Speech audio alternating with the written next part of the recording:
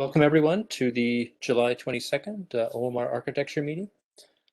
Today we have one topic. It's a GC topic presented by Salman Rana. So I'll just turn it over to him and take it away. All right. Hello, everyone, and good afternoon. My name is Salman, as Hiro mentioned. I work at IBM on the runtimes team, specifically on the GC team, focused on mainly optimization and performance. So today I'll be talking to you about parallelism and adaptive garbage collection threading, or adaptive GC threading for short. So the goal of this talk is to kind of give a under the hood look at GC and speak about performance and optimizations by specifically taking a look at GC parallelism and adaptive threading. Something I should point out before we start is that work around this has been also referred to as dynamic threading and thread throttling in the OMR GitHub repo, so in the various issues and the different PRs that have been opened. So it's been referred to as with different names, but I think adaptive GC threading is like a good umbrella term which encompasses the different goals of this work. Another thing I should point out is that for most of this discussion and talk, I'll be approaching it from an OpenJ9 VM implementation perspective. OpenJ9 is the most comprehensive consumer of OMR, so I think so I'll be talking from that perspective. But even though this is all common code and technically it can be used by any consumer of OMR. All right, so an overview of the talk. So I assume everyone knows what the GC is and what it does, but I'll throw a slide or two up just to go over it. Then I'll specifically talk about OMR GC technology, and then we'll get into some parallelism, what parallelism means to GC, the implications of it, advantages, how GC takes advantages of it, and some throughput and pause time discussions around that. And then we'll talk about the motivations for adaptive threading resulting from the issues with parallelism that we observed in certain workloads, and we'll talk about why we saw them and the assumptions and the investigation around that. And then we'll get into adaptive threading itself, the core idea of it, and how it solves some of the issues with parallelism. We'll talk about the models and heuristics that we use. From there, we'll get into some internals. We'll talk about actual implementation of the optimization. So anyone could go into the code and take a look at it and make sense of what's happening under the hood. And then we'll wrap things up with performance results and perhaps some future work that can come out of this. So I'll just quickly go over garbage collection. So as many of you know, GC garbage collection is automatic memory management with the end goal of reclaiming garbage or memory that's allocated by a program that's no longer referenced. But memory management, even though the end goal is reclaiming memory, it implies a lot more than that. So it has to handle allocations. It has to worry about the heap layout, memory layout, and handle those, have access barriers in place, ensure object validity, things of that sort. So all that to say, the GC touches a lot of different areas in the runtimes other than just popping up when memory needs to be reclaimed. So nowadays, majority of the languages, at least like the top 10, if you take a look at them, they provide some sort of GC component. And I don't think we need to make a case for it. There's a lot of advantages. It eliminates a big category of bugs, speeds up development, lets developers focus on the problem at hand, etc. But without a doubt, there's some associated costs and drawbacks. Although we can't get rid of all of them, we can always we can have optimizations in place to handle them in a smarter way. So look for some certain patterns or certain scenarios and situations where we can mitigate some of those drawbacks. Biggest drawbacks being the runtime costs associated with it, or unpredictable application pauses. So for the purposes of today's talk, we will be focusing on parallelism and the unpredictable application pauses as a result of it. And then we'll get into the optimization of adaptive threading that was developed to kind of mitigate some of those pauses. So I think before speaking about optimizations, it's important to understand the user's perspective. So from a high-level user perspective, it's usually a compromise between application throughput, pause time, and sometimes footprint. And these can be considerable things for the user. For example, if the user has a VM deployed in the cloud and there's thousands of instances running and they're being charged based on memory footprint, then footprint's something significant for the user to consider. And so what this means for us as GC developers is that the internal technology that we develop to accommodate these different goals of the user is significantly different. So we have different technology to accommodate these different goals. So for example, we could have different heap layouts, flat heap versus fixed size regions. We could have different allocation patterns, first fit, best fit, and different style of collection altogether. So for example, generational or just traditional mark sweep collection. But I think the most evident is when we consider stop the world technology versus concurrent and its implications on throughput and pause time. So a user that's more sensitive, that's developing an application that's more sensitive to pause times might want to consider concurrent technology, and they give up some throughput while someone who's more concerned with throughput might be okay with the longer pauses and might opt out, might go for the stop the world. So as developers, we have to accommodate these different needs and requirements with different technology. So I think to understand and categorize the OMR GC technology specifically, I think we can think of it in terms of policies. So these policy names are from OpenG9, but I think policies are a good way to categorize and think about the different under the hood technologies and how it relates to the high level user compromises. We have in order of increasing complexity from top down, we can start with opt throughput, which is the simplest out of the three policies that I have listed here. So opt throughput is a traditional standard stop the world collector, mark and sweep. Gives very good throughput, but at the expense of some pause. So opt average pause builds on that with a concurrent component. So it adds a concurrent marking component to that stop the world, and it gives up some throughput for better pause times. And then we have GenCon, which kind of takes those concepts from opt average pause and uses that as a global collector, and then it introduces a new local collector for generational style of garbage collection. So for the purposes of this talk, we'll be speaking about GenCon specifically, as it is the default in OpenG9, and it provides the best results in most cases, and it's a good compromise between pause time and throughput. So even though we'll be speaking about GenCon, the concepts of parallelism and adaptive threading applies universally to like all the different styles of collection. So the underlying technology actually comes into perspective when we actually look at the internal hierarchy of class structure of the different classes. So this is the high-level hierarchy of the collectors themselves. So if you notice, opt average pause is a parallel global GC collector, and then opt average pause is it's inherited components from the parallel collector, and it adds a concurrent component to it. Whereas GenCon, it uses two different collectors. It uses Scavenger as a local collector, and it uses concurrent GC as a global collector. And so for this purposes of this talk, we'll be speaking about Scavenger specifically. Majority of the collections happen in Scavenger and by default, as it is the default policy in OpenG9.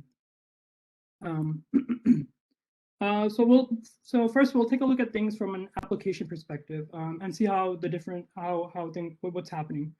So if we were to observe GC activity, see what's happening relative to the application, we would see something like this. We'd see application threads running, the application's running, doing useful work, allocating, doing activity, and at some point, perhaps there's an allocation failure, and there's not enough memory to allocate an object. So at this point, GC kicks in, there's a pause, application threads are halted, GC does its work to reclaim memory, and then it releases control back to the application threads with freed up memory. and then they continue on. So this is how the default scavenger currently works. And there's also a concurrent variant, which I have also shown a figure for. I think the only relevant thing to our talk with this is that even with concurrent, we also have these pauses, even though it's a concurrent style of collection, but these pauses are a lot shorter, but they're there. So we're focused on observing these pauses and how they can be made shorter, or if there's anything obvious that sticks out in certain scenarios or cases that might result in unpredictable or justified long pauses. So we'll be taking a look at the effects of parallelism on these GC pauses and how we can end up with some unnecessary pauses as a result. So parallelism, I think parallelism is it's a given with any modern application that's CPU intensive, that's processing work, has computation heavy, especially in the last 10 to 15 years with how computing has evolved. So throughout the years, computing hardware is increasingly scaled, and there's more resources available, and consequently, garbage collection tasks are parallelized to take advantage of this and overall be more performant. So parallelism decreases pause times as we have more resources available to us. So all collectors and all major VMs have parallelism. It's a given. There's nothing new with it. In general, it's a key optimization to reduce GC cycle times. So, for example, traversing an object graph with one thread versus two threads will be a lot faster doing it with the two threads, or even multiple, any larger multiple in that case. So currently, it would make sense to use all the available resources. So that's why in OpenGen9, at least, the total GC threads that are used is equal to the number of hardware or system threads that are available. So we maximize the utilization of available resources. So if we come back to this diagram and we zoom into the GC pause time and see what's happening there, and look at parallelism and the threads running, we would expect to see a one thread executing, known as the main GC thread, and at some point worker threads are spawned. So parallelism kicks in, and then these worker threads do work with the main GC thread, and they finish up, and the main GC thread continues on and releases control back to the application. So if you analyze this further, we would see three distinct phases during collection. Two phases where main thread is running exclusively without worker threads, and a phase where the bulk of the work is happening, the actual collection takes place. So that's the second phase here in this bottom diagram. So the first phase, the main thread is just setting up, doing some reporting, and spawning the worker threads themselves. And at the end, the main is doing some cleanup work, reporting, and doing some bookkeeping there. So you're probably wondering, what's the issue here? What's the big deal? Everything looks okay. If we have more resources, we should be able to use them, right? But let's take a look at this example, which tells a different story. So we have the same workload running on the same system, but in one run we're limiting the parallelism to 4 threads, whereas in the other run we're letting it use all the available resources and the default behavior before adaptive threading. So there's something clearly wrong here. There's pause times are 3 to 4 times consistently higher with the 48 threads, so there's something's wrong. So intuitively, a larger system should perform better than a small one, like 48 cores versus 4-core system. It's 48 core system should outperform it. It should either be better or at least the same. It shouldn't be worse. So you shouldn't be penalized for using a larger system. That just doesn't make any sense. But that's what we're seeing. So we have to ask ourselves and look at if there's any costs or overhead associated with parallelism. We know that there are additional requirements with multi-threading. We know that we have to synchronize. There's critical sections. We have to access global resources. So there's threads. There's could be races between threads. So we have mutexes and semaphores and all those different synchronization mechanisms in place. And we also have to manage threads. So the threads have to be dispatched, they have to be suspended, and they have to be notified to wake up when they're idle. But what we can say is that in ideal situations, parallelism provides significantly more performance benefits than overhead. And we can say that the overhead is negligible. And if we look at the base case of running single-threaded versus running two threads, that claim is evident. So if you look more into this issue and look at what exactly is being synchronized, or why do we have this overhead in the code, in the technology? So for example, with mark maps, there's one bit for multiple objects, and different threads are marking those objects, and they can race in updating the mark bit. So that we have atomic operations there, which we can't get around. So they're like compare and swaps atomics. And GC threads are also frequently pushing and popping from the work stack. And so we need a mutex there to control access. And then we also have an issue with the distribution of work. So threads can go idle and when they don't have anything to do. So these are all different things to consider when we talk about synchronization of the threads. So in the example before with the 48 threads versus the 4 threads running the same workload, there was obviously noticeable overhead, which resulted in the higher collection times. And given that the only varying parameter between the two runs was the utilized thread, we can very confidently say that the overhead was a result of parallelism. And I also mentioned before that parallelism is key in reducing pause times, but we're seeing these long pauses which are unacceptable. So how can we explain this and how do we reconcile these two ideas? So for that, we consider two cases where there might be a problem with parallelism, and we might actually end up with detrimental parallelism. So the two main reasons, one of them being there's little work to be distributed to the different threads, and the second one being CPU saturation, so high CPU utilization. So in terms of work distribution, this is a common issue with light workloads with total collection times, usually in the range of microseconds to a few milliseconds. They have limited amount of work that could be divided between the threads, and so threads end up being underutilized, but they still incur overhead. Also, depending on the workload and the object graph, collection can only be parallelized only up to a certain number of threads. So there's an imbalanced distribution of workload when too many threads are utilized. So in these cases, threads are left idle and unused, but they still have to participate and go through the steps of GC to reach synchronization points, and they're still dispatched. So with this type of parallelism, we end up incurring overhead without gaining any benefits. And in the second case, with CPU saturation, the effectiveness of parallelism is limited by availability of the threads. So this can be true for example, with a system running multiple VMs. In that case, system threads are shared among the different VMs and the different GCs. For example, if you have two VMs running, the same set of threads will be scheduled to both. There will be a lot of context switching, and if GC takes place, it will need the thread scheduled to it to continue on and to clear synchronization points. And so overall, these kind of threads that are shared are limiting GC progression, and as a result, they provide ineffective parallelism.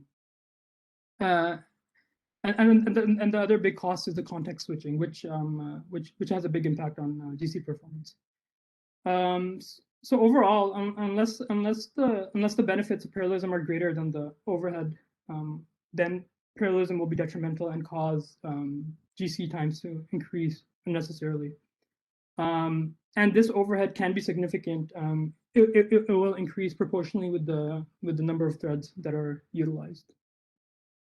So if we come back to this example, and so if we were to run this example again with 8, 16, 24, or 64 threads, we would see that as we increase the number of threads, the issue is compounded and it's even more. So if we were to plot 64 threads here, we would see the pause times are even higher than 48 threads.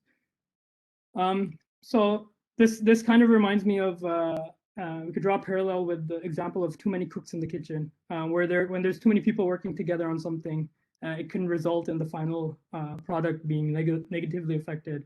And I think that's precisely what's happening with these different threads.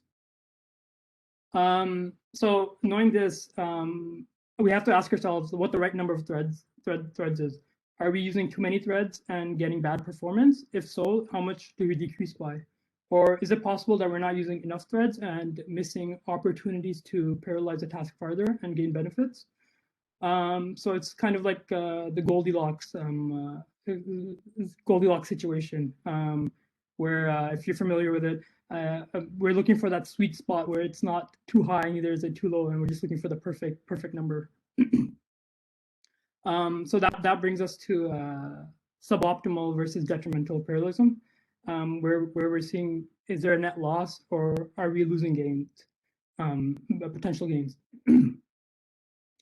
So in general, parallelism, we could say, is most beneficial when done with the correct number of threads, and we can call this number the optimal thread count. Anything more than this number would result in unnecessary overhead. On the other hand, a thread count less than the optimal thread count would be considered suboptimal, since there would be more opportunities to parallelize a task farther and gain benefits. So these two tables show a comparison of the same of two different workloads. So the table on the left shows a workload running with 48 threads, 8 threads, and 4 threads on the same system. And we can see that as we decrease the thread count, there's decreased parallelism, obviously, but the cycle times also decrease, and performance results actually increase. On the table to the left, or on the right, sorry, we're running a different workload, again doing the same experiment, running with 48 threads, 8 threads, and 4 threads. But we actually observe that peak performance is obtained when we run with 8 threads. With 48 threads, we're getting too much overhead, and with 4 threads, we're missing opportunities to further parallelize a task with more threads. So we're missing out on benefits there. So here we can say that with 48 threads, we have detrimental parallelism, and with 4 threads, we end up with suboptimal parallelism. And the point at which we reach peak performance can be referred to as the equilibrium point. So in the table to the right, that would be around 8 threads, since we get the best performance there. At this point, we could say that the work is optimally distributed between threads, and it's appropriate for the CPU utilization to use that many threads. So with all that being said, we need something to solve these issues that we see with parallelism, and we know that it's not so straightforward. So that leads us to adaptive threading. And as the name suggests, the idea of adaptive threading is to tune the thread count to adapt to the situation and control parallelism. So before we get deep into adaptive threading, I think it would be helpful to draw a parallel between an example that we all might be familiar with, and that's Brooks' law, which states something like adding more resources to a late project makes it even more late. And I think the idea of adaptive threading can be related to this. So we could draw a parallel. And so if we look at the graph, we see the months until completion of a project, the number of people contributing to the project. As we add more people and resources to a project, the time to completion decreases until a certain point where any more people added on become a net loss. And because there's increased coordination costs, there's onboarding and ramping up.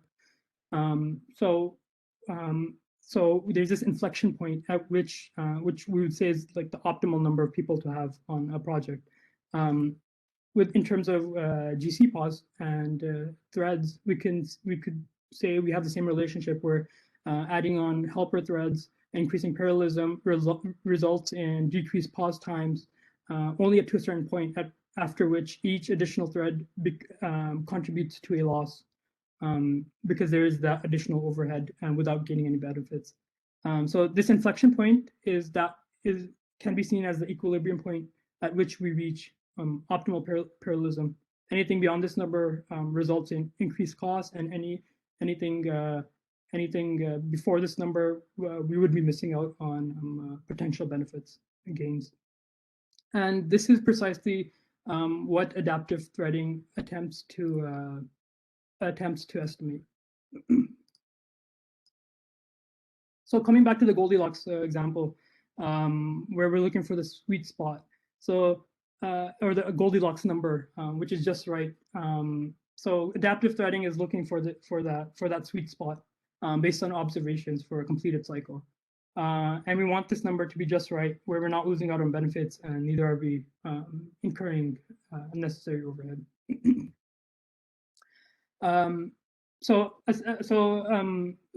Essentially, adaptive threading is an optimization, and it's answering questions such as when to adjust and how much to adjust by, and it does so to tune parallelism and seek that equilibrium point that we're talking about, where parallelism results in peak performance. So it's a systematic approach designed to identify these detrimental and suboptimal scenarios and determine the degree to which it's suboptimal, and as a result give a recommendation how can we actually achieve that optimal thread count from where we are currently. It also needs adaptive threading also needs to ensure that the changes in parallelism are not invasive, given like anomalies or things that are observed one-offs. So it needs to take everything into consideration.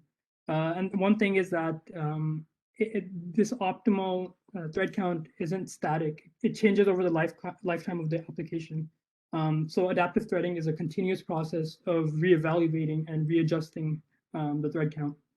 So for example, workload and load distribution properties can change. As object graph changes, you could have higher allocation rates or the live set increases.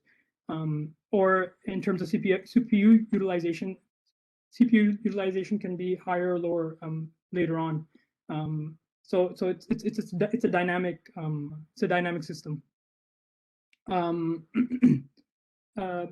So if we compare this to traditional approach of that we currently have in place, currently the only thing we have in place to mitigate this, or before adaptive threading, the only thing we had in place was to look at the heap size to kind of estimate the number of threads to be used. And then we also had manual tuning, where the user could set the thread count themselves.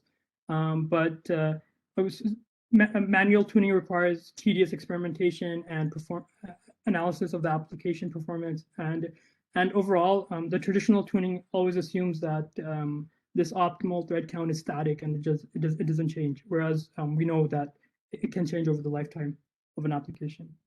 So so adaptive threading is a superior solution to these.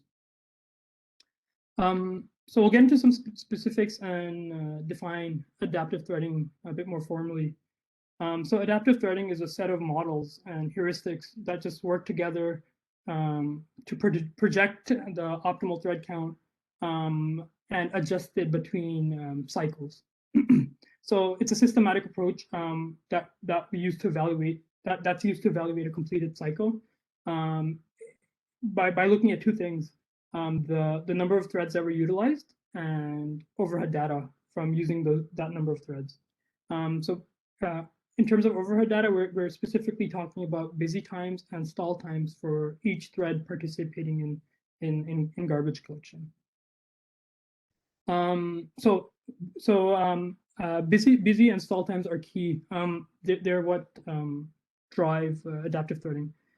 These measures hint at CPU utilization. They tell us about the object graph and workload distribution. So busy time is any time a thread is performing useful GC work which contributes to completing the cycle, like scanning object, processing routes, copying, or marking objects.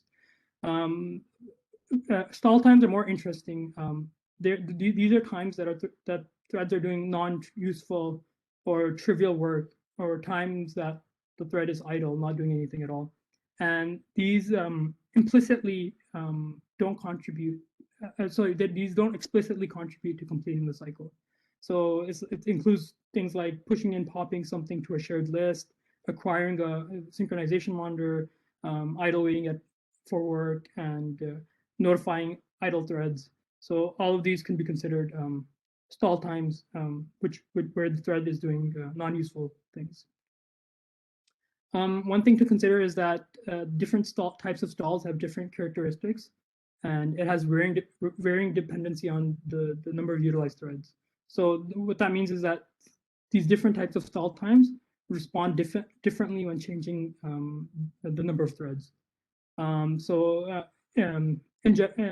Specifically, we have 3 different types of stalls that we can kind of categorize in their own category.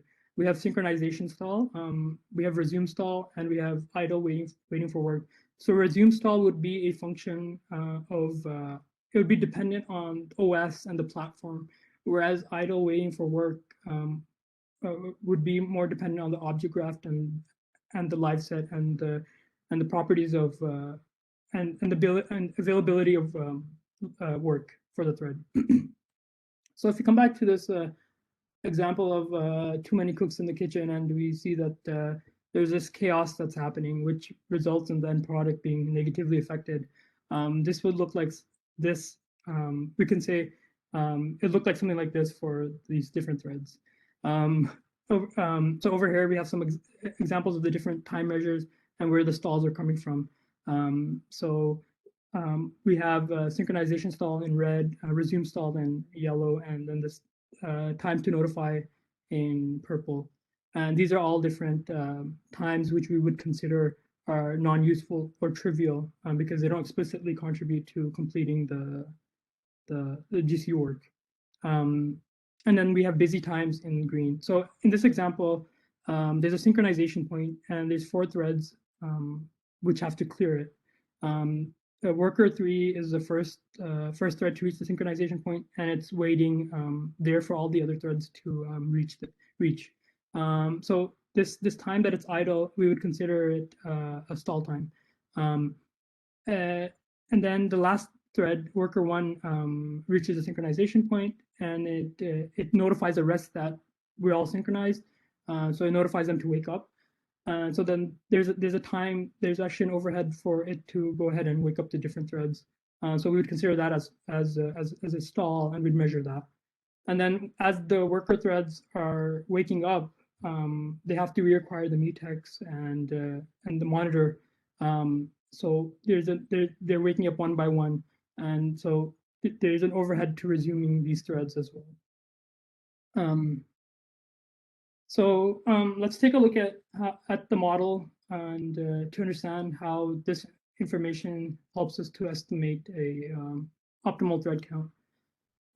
So an implementation of the model can be derived from finding a minimum of GC time function, and this GC time function proves to be pretty good. And over here, this function, what it basically does is it projects the total duration of GC for M threads with observed busy install times while performing GC with N threads. So if we have N threads and we know the busy install times, as a result of using N threads, we can project the total duration of GC if we were to use M threads.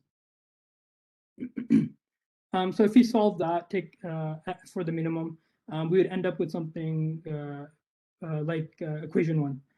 And that would give us the number of optimal threads as a function of previously observed thread count and busy install times resulting from it. If we take that and incorporate that into equation 2, we get a final recommendation of threads to be used for the next cycle. And what equation 2 is basically just using heuristics and weighted averaging to massage the thread count and to make sure it's not too invasive, or it's just using different experimental data that we know for better results. So equation 1 can be rewritten for simplicity in terms of percent stall and so in terms of it, instead of being written in terms of 3 parameters, we could reduce it down to 2 parameters. So the final model, I guess, is shown at the bottom here. That's outlined. But just stating the percent stall here is somewhat an oversimplification, because coming up with the percent stall is actually more involved and requires closer consideration. Another thing to note is that this constant x, this is a model constant to help model non-linear dependency of stall times on the GC thread count. I won't go into too much details here about these different constants like h, w, and x. I'll leave a link where it goes into these in detail. So let's see this in action. So this table gives an example of how the model and heuristic approach works. So it gives a matrix of inputs and the resulting recommended thread count. So for example, if at the end of the cycle we have a percent stall of 90% that we calculate after using 12 threads, then the model would actually recommend to throttle down the thread count to 8 for the next cycle. Similarly, if we were to use 12 threads and we determine the percent stall to be 35%, we would increase to 15 threads. And then in the next cycle, we would reevaluate again. Does pulling down the thread count actually help? And what effects does it have on the stall time? And if it's positive, it could either be stable and it could hold that thread count, or it could continue adjusting it for the subsequent cycles. So this matrix is assuming that model constants are x is equal to 1 and the thread booster is equal to 0.85 and the weighted averaging is 50% at the time. So we can look at some implementation details and see how adaptive threading fits into the collection process. So if we go back to the diagram and look at the 3 different phases and compare it to this flowchart on the right here, we would see how adaptive threading works at the different phases. So during pre-collection, we actually want to adjust the thread count based on the previous cycle's observations. So before the main thread spawns the worker threads, we want to see if there's any recommended thread count based on previous observations. And then during the collection itself, we want to collect all of the overhead data. And during post-collection, we want to use that collected data and project an optimal thread count, which could be used for the next cycle. Like I mentioned before, during pre-collection, the next cycle's pre-collection would actually look at the thread recommendation from the post-collection of the cycle that just completed before it. So we could take a look at each phase in a bit more detail. So at this post-collection so at this post-collection time, what adaptive threading does is that so the main thread, once it completes, it checks if all the worker threads have suspended or not. And if they haven't, it will wait for all the worker threads to complete. And once they complete, it will go and aggregate all of the overhead data. And from there, it will at this point we'll know the total cycle time, and it could compute the percent stall by massaging some of that overhead data and compute the optimal thread count by providing that percent stall to the model. And then from there, we can determine and set the number of recommended threads for the next cycle. And so during the next cycle, during pre-collection, we would, when the main thread goes and dispatches the worker threads, and it invokes the parallel dispatcher, it will check if there's been a recommendation. And if there's a recommendation for thread count, it will force the parallel dispatcher to use that when spawning the worker threads. So in terms of the collection itself, we see that this is where the actual GC work is happening, where we're doing routes, we're scanning, doing some copying and whatnot. And here we're actually measuring the different stalls and the different idleness and trying to pick up on the utilization of the threads. So specifically when we're scanning, threads go idle all the time. So we want to put things in place to take measurements here and track idleness. So if we put all that together, we end up with something like this, where the pre-collection routine has this adaptive threading component that's implemented, and then in post-collection we have the model actually going and projecting the thread count. So that's how it all fits together right now. So if we were to see adaptive threading in action, I think these two figures illustrate it. So these figures show how adaptive threading works to reduce parallelism overhead by trying to reach that equilibrium point or optimal thread count. So the figure on top shows percent stall number of threads at any given cycle. And so for each cycle, the number of threads is determined by the previous cycle, number of threads utilized at the previous cycle, and the percent stall as a result of using that many threads. So for example, if you take a look at cycle number 2, we see that the thread count is 30, and that's determined by adaptive threading, taking a look at thread count of 48 with a percent stall of 94. So it brings down the thread count because it thinks the stall is way too high, and it's leading to detrimental parallelism. So the bottom figure shows a breakdown of the total cycle times.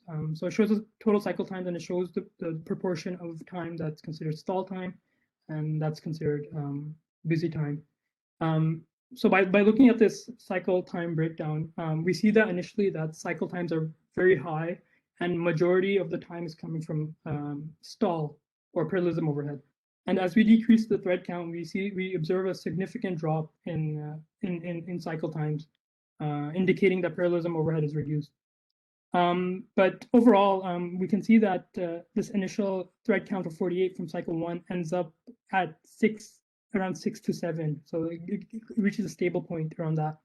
And in this one particularly, this results in a 70% decrease in cycle times and about a 25% increase in performance.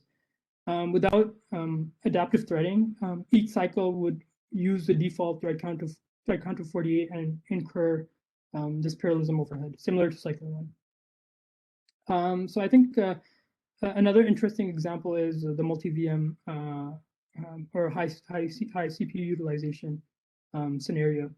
So these two tables show multiple VMs running on the same system.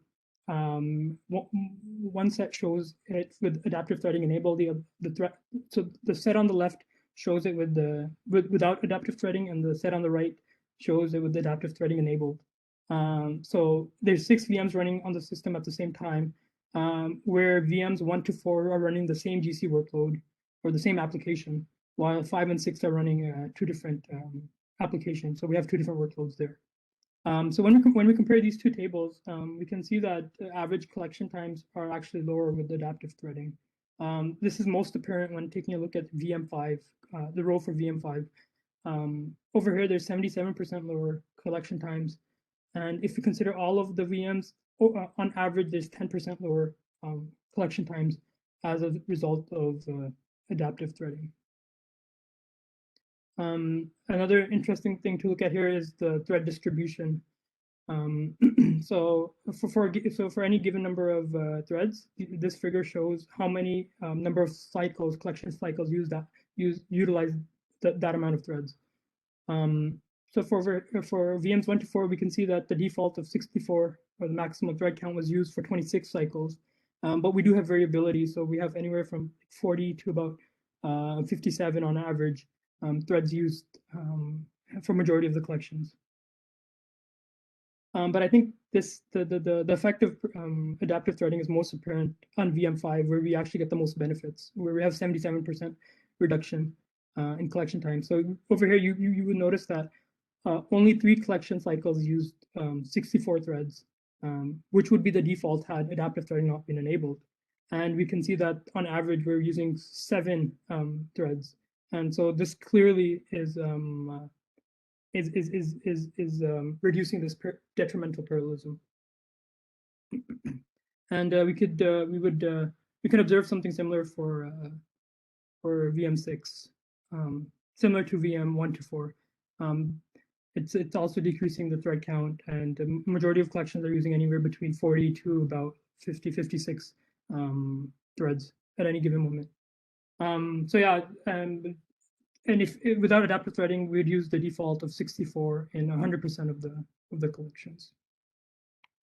So that sums up adaptive threading and parallelism. In terms of future work for this, I think the model can be made more aggressive.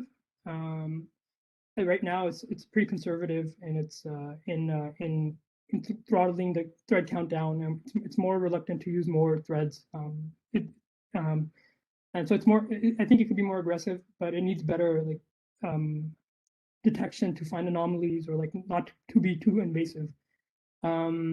Another thing is this could be expanded to other collectors as well. Right now, it's currently only for scavenger, because that is doing majority of the collections right now by default. Another thing is maybe we can have adaptive threading on the fly, so we can make adjustments in the middle of the collection itself instead of changing the thread count at the end for the next cycle. That would require continuous calculations and adjustments. And that work would be more involved, and I think it would be a bit more complicated to get that working. Another thing is that we can use AI or some sort of machine learning for smart recognition to tune the model constant themselves. So the weighted averaging constant or the thread booster heuristics. I think they could benefit from some AI concepts and machine learning. That pretty much sums it up. Thank you, and if anyone has questions, I'd be happy to answer them. Thanks, Salman. That was very interesting. Any questions for Salman?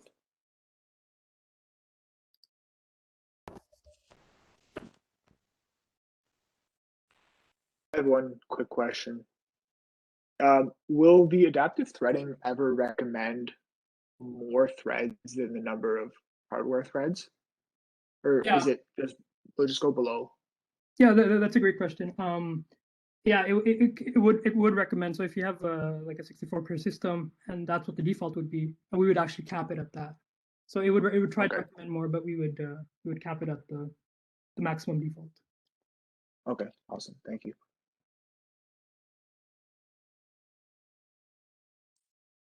That equation that you showed earlier, or that formula, where did we get that from? The several slides in the, yeah, I think maybe this these slides here. Maybe the next one after this as well. So number of optimal threads. So that's by setting this equation to 0 and finding the derivative of it. So essentially, we're finding the minimum and solving for m. So this time function, this is something that Alex came up with, and I think through experimentation, this proved to be pretty good. So this is just one implementation of the model, but this was sufficient. But yeah, so if we set this to 0 and solve for m and take the derivative, we would end up with that equation on the next slide to get the number of optimal threads. Okay, thanks. But basically, that first formula, what it says is, I guess the time is, I guess, directly proportional. So we have this ratio n over m, or m over n, where m is, I guess, correct me, someone, but one is a current number of threads, and the other one is projected. Yeah. Threads for which we want to project the time. Yeah. So we have two components here, and one is saying, for example, that time is directly proportional to busy times and inversely proportional, to stall times, and that.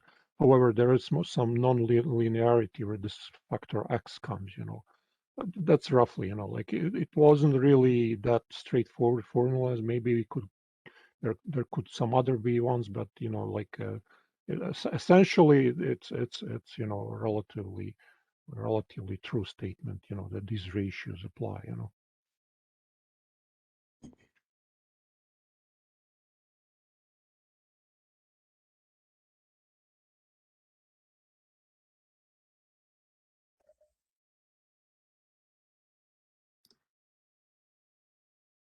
I'll jump in with a different question then.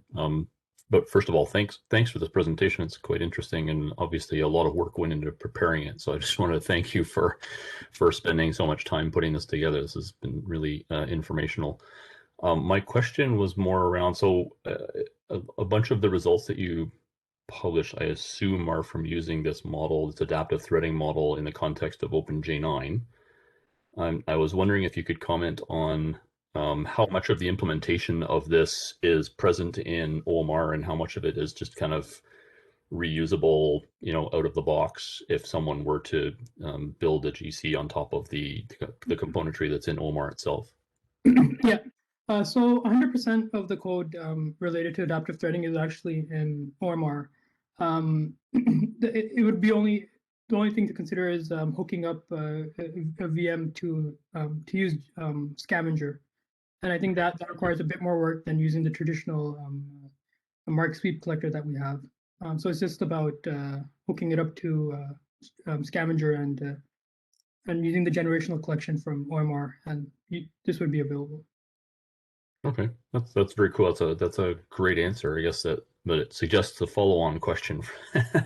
And how hard would it be for someone to use the scavenger from the OMR GC? Maybe that's also kind of a question for Alex. I'm not sure if you have a pat answer to that kind of question. Yeah, I think I'm not aware of actually another VM using GenCon or using scavenger or generational style of collection from OMR. From the other talks I've heard at CastCon or like these conferences using OMR, they usually tend to use the traditional stop the world collector. But I don't, Alex, are you aware of the amount of work that's involved in actually hooking up another? Yeah. So Scavenger is mostly ready to be used by other, I guess, platforms and languages other than Java. Probably the biggest, I guess, glue code to be written is around write barriers. I mean, people or projects have successfully incorporated Scavenger, but glue code, there is a little bit of glue code to be written around the write barriers, So basically the generational barriers. So we have to ensure that whenever mutator threads mutates a reference, it has to notify the collector about this mutation, So some examples could be used from J9, but I think there is a little bit of code on J9 side probably that could be better shared with OMR that we don't share right now. This is something that maybe in future we can do better, but anyway, it's doable. But I would say scavenger code itself is 100% reusable, and there is not much more to add top of it. But write barrier is probably 2/3 of the work is probably missing, and 1/3 of the work is there in OMR side. Okay, all right, thank you.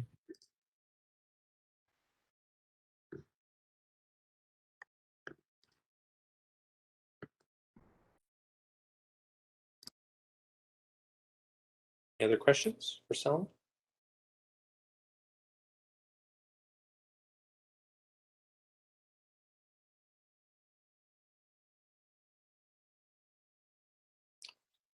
Okay, if not, I'll thank you again, Salman, for putting together this informative talk.